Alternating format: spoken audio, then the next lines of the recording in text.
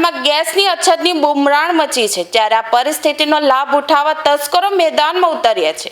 સુરતના અલગ અલગ 4 વિસ્તારોમાં ઘરેલું ગેસ સિલિન્ડરની ચોરી થવાની ઘટનાઓ સામે આવતા ગેસ એજન્સીના કર્મચારીઓ અને રહીશોમાં ફાળ પડી છે।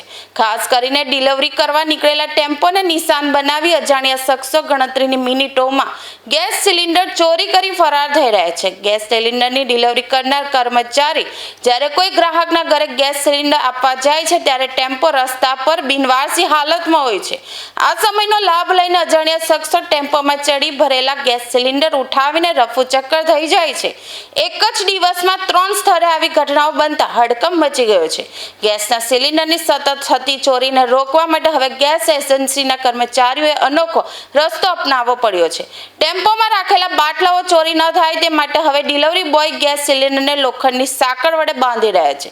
ગેસની અછતને કારણે કાળા બજારમાં બાટલાના ઊંચા ભાવ મળતા હોવાથી તસ્કરો આ પ્રકારની ચોરી કરી રહ્યા હોવાનું ચર્ચાઈ રહ્યું છે। હાલમાં આ મામલે એજન્સી દ્વારા તપાસ હાથ ધરવામાં આવી છે। जी, मेरा नाम धर्मेंद्र भास्कर पाटिल है।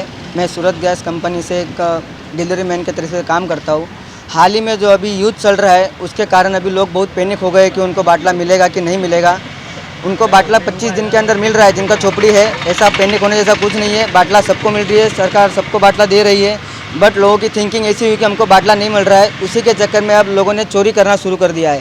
अब हमारे बहुत दिनों से हम देख रहे हैं कि हम अकेले सुरक्षित नहीं है, हमारे बाटले चोरी हो रहे हैं। उसकी वजह से हम अभी बाटलों को जंजीर लगा के घूमना पड़ रहा है। हमको जंजीर लगाने के बाद भी हम सेफ नहीं है, हमारा बाटला चोरी हो जाता है।